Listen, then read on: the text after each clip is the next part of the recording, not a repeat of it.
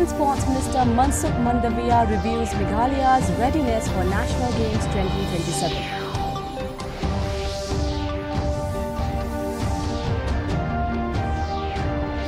Union Sports Minister Mansukh Mandaviya inaugurating Rs 132.9 crore integrated multi-purpose indoor sports complex at the Jawaharlal Nehru Sports Complex.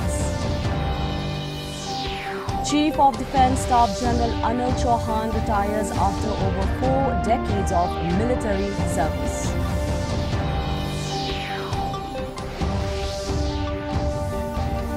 Myanmar President begins his 5-day India visit with prayers at Mahabodhi Temple in Bodh Gaya, Bihar.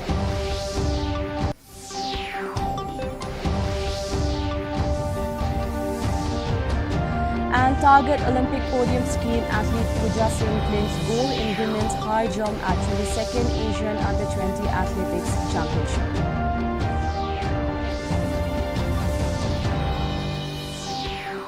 The news in detail, first the local news.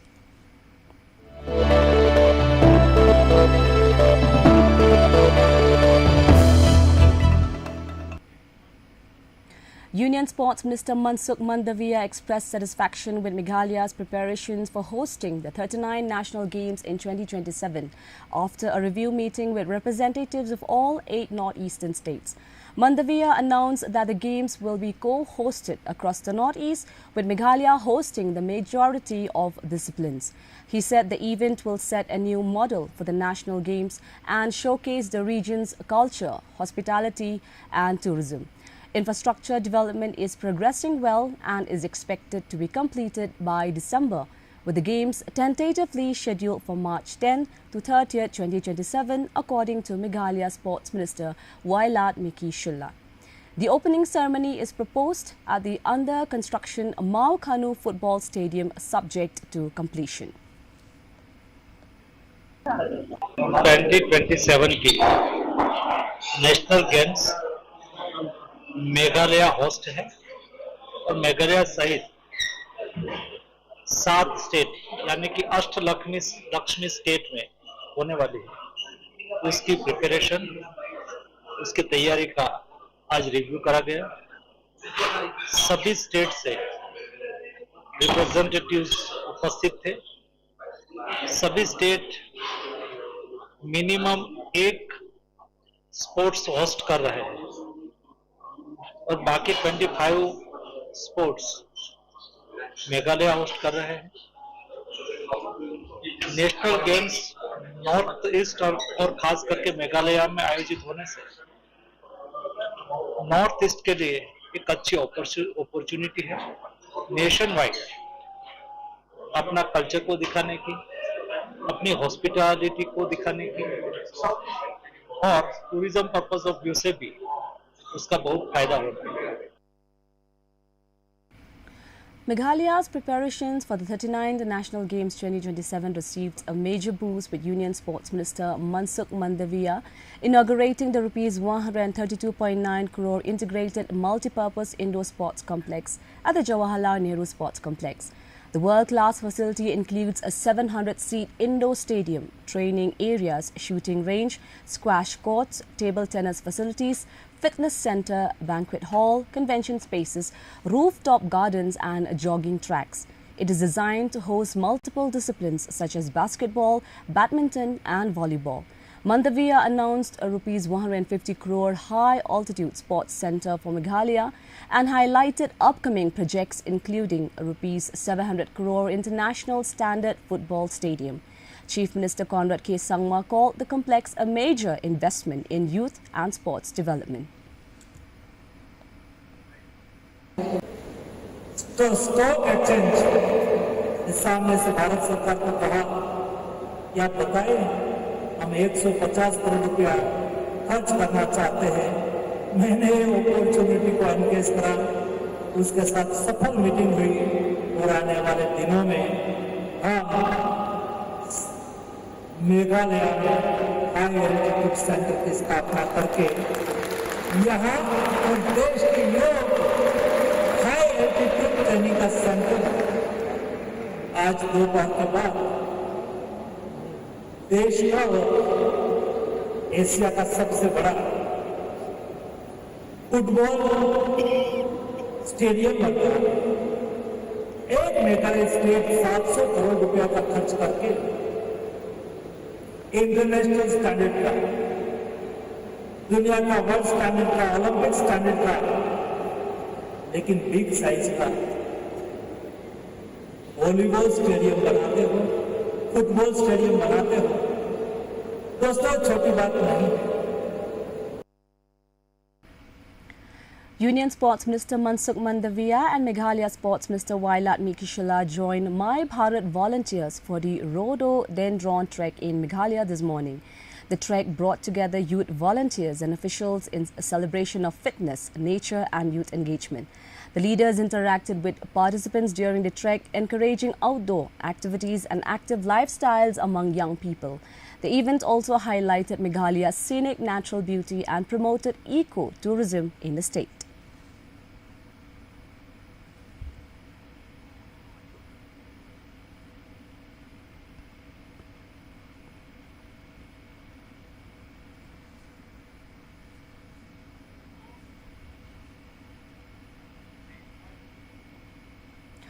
The Garoland State Movement Committee GSMC Central Executive Committee organized a solidarity cum prayer service at William Point, Tura, seeking the safe release of Balkaran CH Marak and others arrested during the recent GHADC unrest.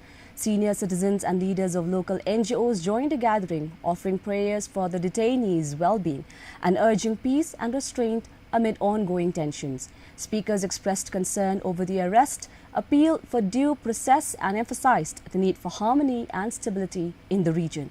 The event concluded with collective prayers for peace in Garo Hills.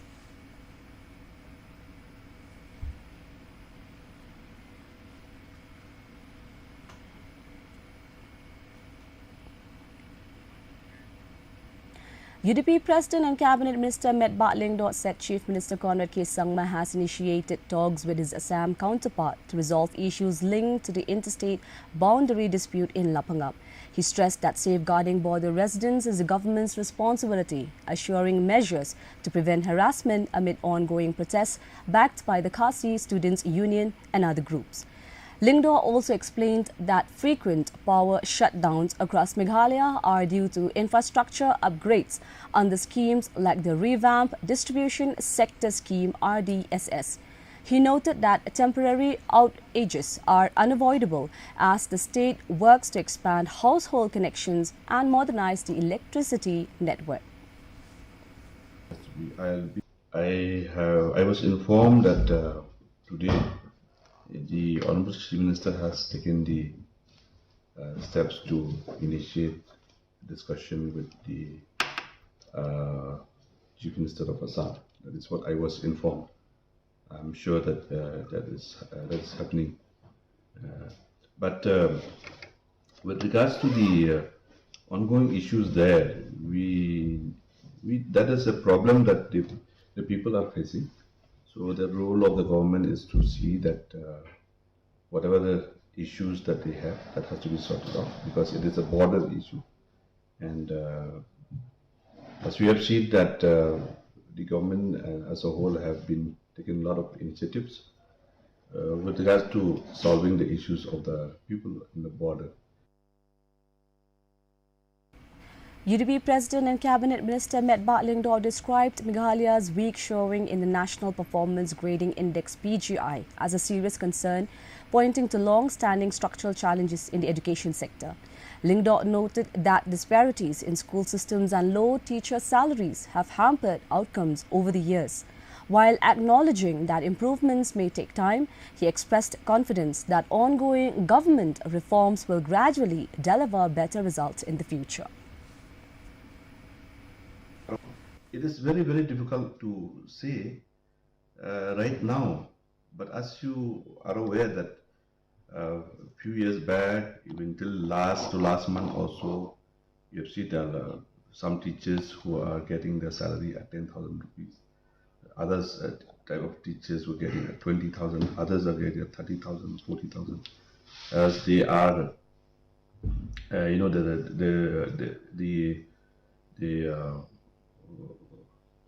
the I mean, one can see that how can you look at the education department as far as the delivery part is concerned with regards to the students in the state. So government has taken the initiative as far as that part is concerned. So, but is yet to get, bear fruits.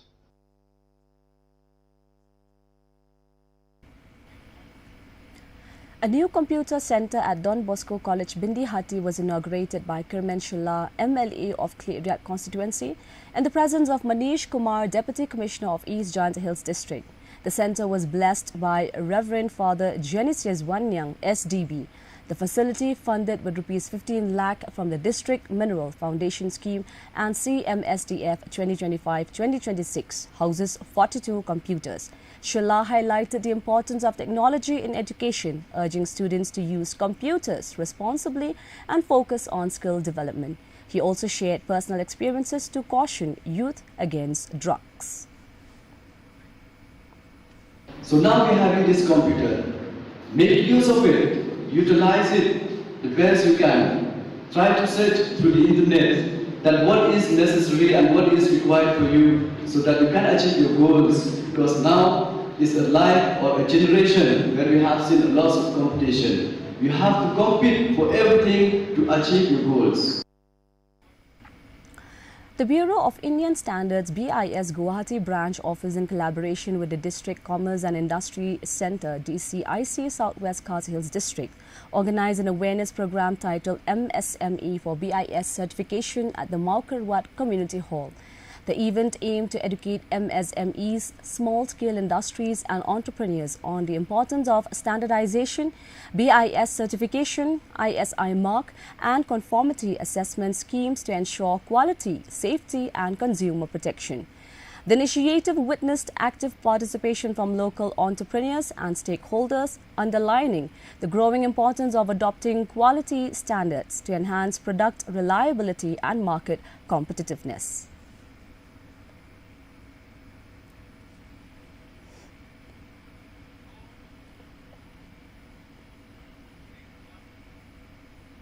The Dorbashnong of Nonglat village under the Hima Mao Young's aimship inaugurated a new footbridge and the Remkla Valley Wa Rilang viewpoint. The facilities were inaugurated via video call by Dr. D. Vijay Kumar, Commissioner Secretary of the State Tourism Department, in the presence of Deputy Commissioner Anita Kharpur, MBDA Executive Director Technical G. Kharmauplang and other officials. The footbridge, built under MBDA and MGNR EGA funding at a cost of Rs 64.59 lakh. The viewpoint offers scenic views of the Rilang River, surrounding hills and paddy terraces. Officials praised the village leaders for the initiative, noting that the project will contribute to local economic growth and strengthen community-led tourism development.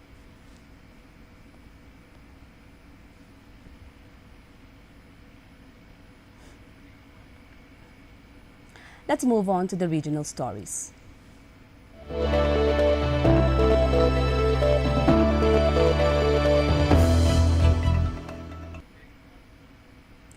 Chief Minister Yumnam Khemchand Singh has assured firm action in the Ukhrul driver killing case, calling for peace and dialogue during the Janjatiya Garima Utsav interaction. The Chief Minister emphasized the government's commitment to justice while urging communities to maintain harmony and resolve differences through dialogue. His appeal comes amid heightened tensions, with the administration seeking to restore calm and confidence among residents.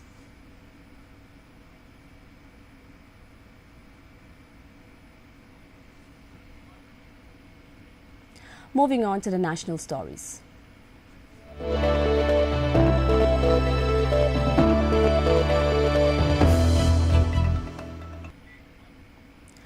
Outgoing Chief of Defence Staff General Anil Chauhan was accorded a ceremonial guard of honour at the South Block Lawns in New Delhi, marking the conclusion of his tenure as India's top military officer. The event symbolized respect and recognition for his service and leadership in strengthening India's defence forces.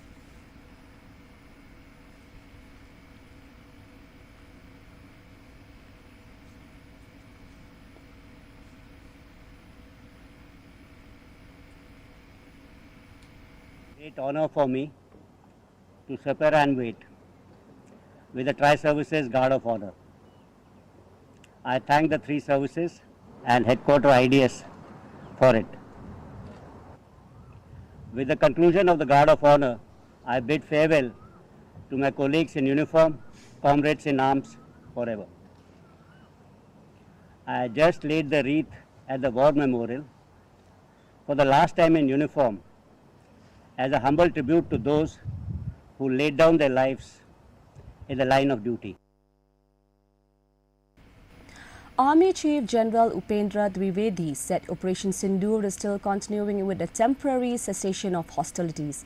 He added that the Army and all three services are preparing well for Operation Sindoor 2.0 should it take place. His remarks underlined ongoing military readiness amid the current pause in hostilities. Operation Sindoor is concerned, firstly, it is still continuing. There is temporary cessation of hostilities. So the Indian Army or all the three services are preparing well for Operation Sindoor 2.0 if it takes place. Presently, we are looking at enhancing our synergy within the three services. We are looking at equipping ourselves for the next warfare. As I have told you, the next warfare will not be limited to the land, maritime and air alone. The new entries, that is the space, cyber and cognitive warfare, will play a very important role.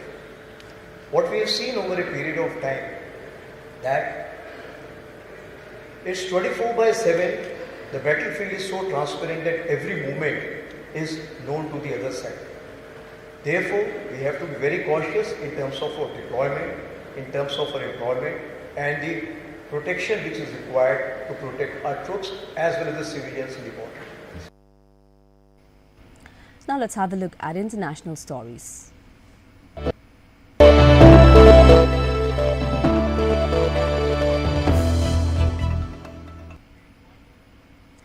A warm welcome was accorded to Myanmar President U Min Aung Hlaing upon his arrival at Bodh Gaya, one of the world's most sacred Buddhist sites.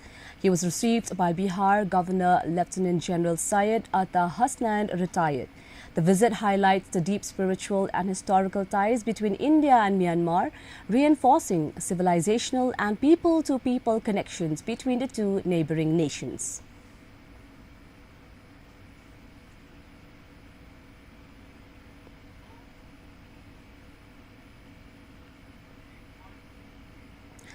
Efforts to reach a breakthrough in the long-stalled US-Iran negotiations have yet to yield results, with both sides struggling to bridge differences on key issues.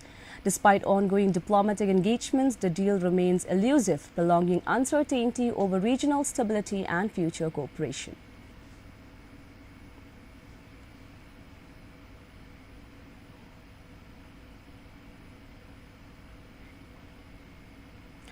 And coming up are the sports news.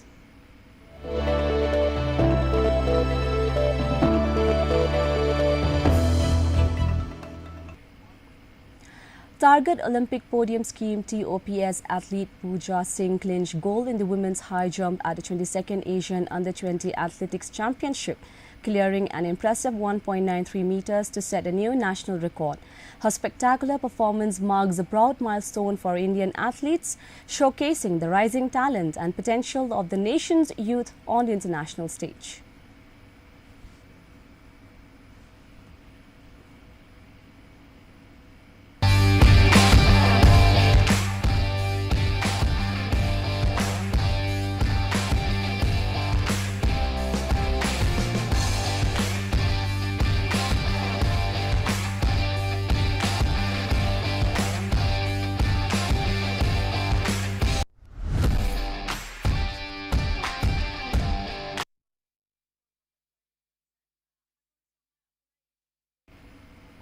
Now for the weather report.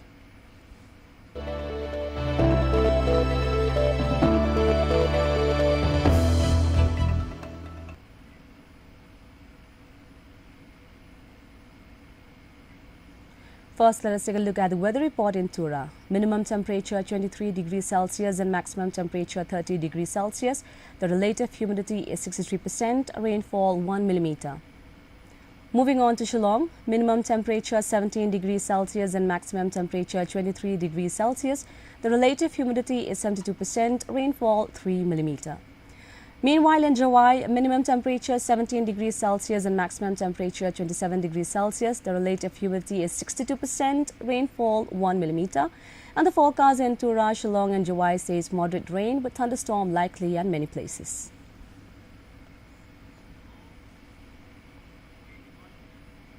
Before we conclude, here's a recap of the headlines. Union Sports Minister Mansukh Mandavia reviews Meghalaya's readiness for National Games 2027.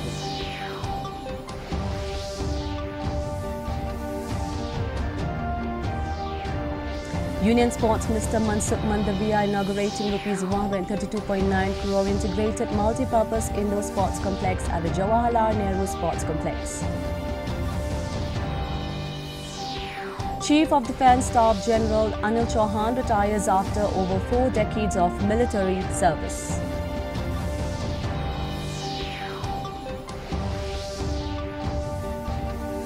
Myanmar President begins his 5-day India visit with prayers at Mahabodhi Temple in Bodh Gaya, Bihar.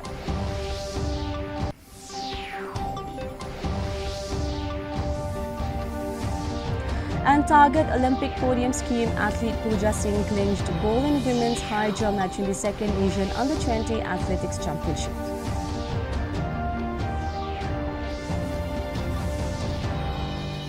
That's all we have in the news for today. To join us again tomorrow for more news update. Until then, goodbye.